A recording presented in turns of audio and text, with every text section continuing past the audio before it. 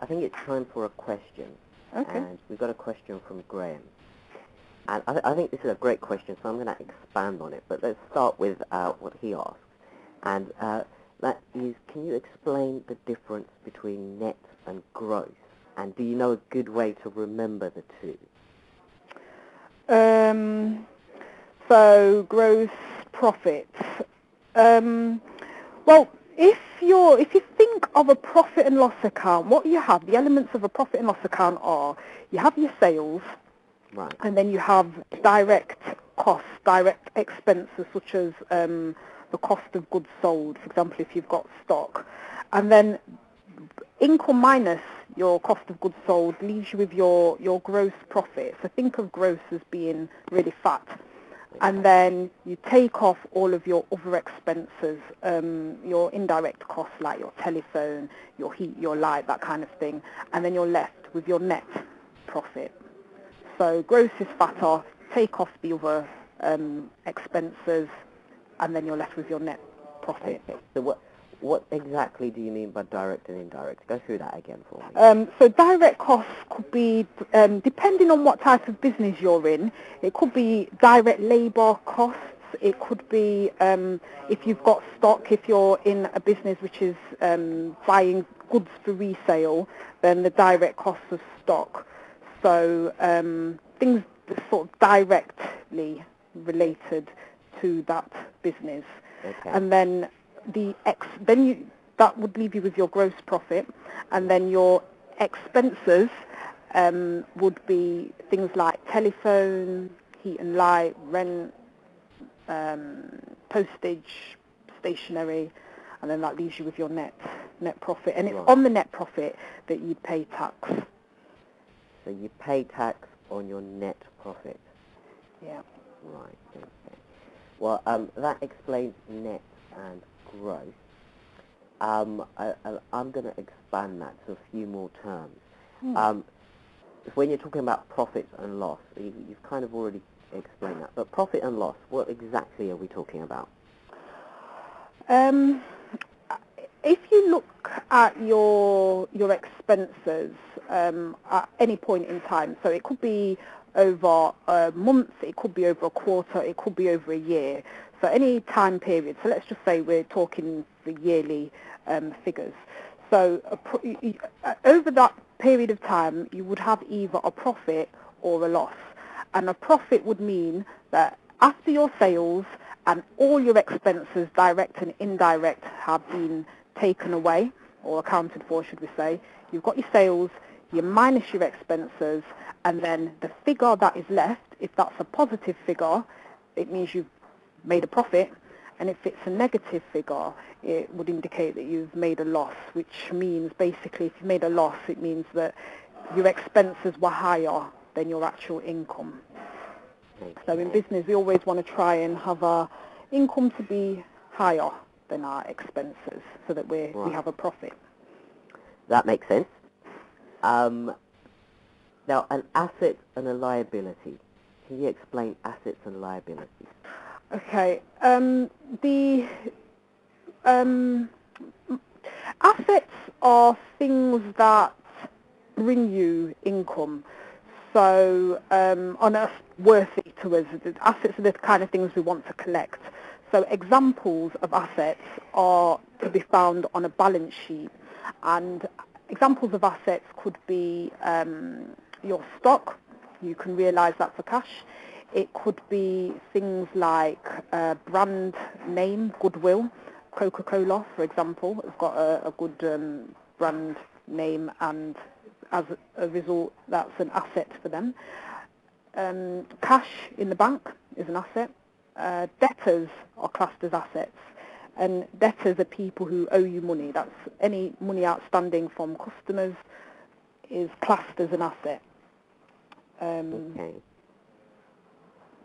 So things that can be realised for cash is an asset. So you said goodwill and brand names can be assets as well. Yeah. How can you realise your brand name for cash? Put a value on that. It's really, I suppose, only when it's being sold, or if you're trying to raise money for the business, you want to make it look as attractive as possible to investors by saying, your brand name is worth a lot of money. Now, is that really, truly, is that relevant for a small business? No, not for a small business. Unless, it depends what you mean by small, because some businesses grow quite rapidly. I think Facebook, for example, has only been around for about 4 years, as we know it. Twitter, I think about 2 years, but I don't know how many sort of people they employ, but it is a name that is recognised and is worth something because of that. Yeah. But for a small business, maybe you're just starting off, then brand name wouldn't be on the balance sheet. On the balance sheet, right. Okay, so That's an asset. that's an asset. What's a liability? Okay, liabilities, exact opposites of assets. Those are the things that you owe to others and things that actually cost you money.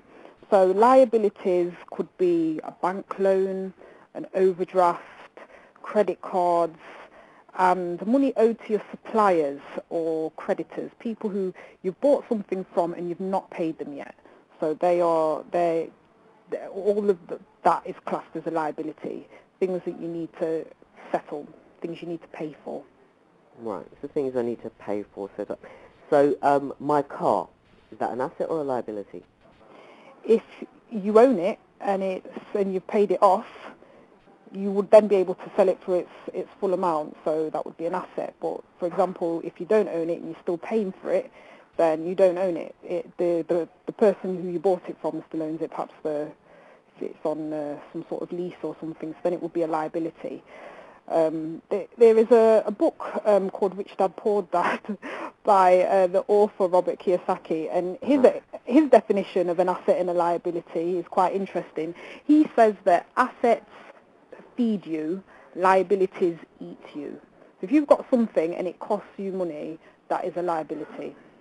It will eat you alive, and whereas an asset will put food on your table, money in your bank. Okay. So a clear kind of distinction is whether it's taking money from you or giving money to you, rather than what it is. The same thing. That's the Rich Dad definition, and in a way, in our businesses, that is really how we should look at things. Well, that brings something up, actually. You have a book that explains all of it. Yes.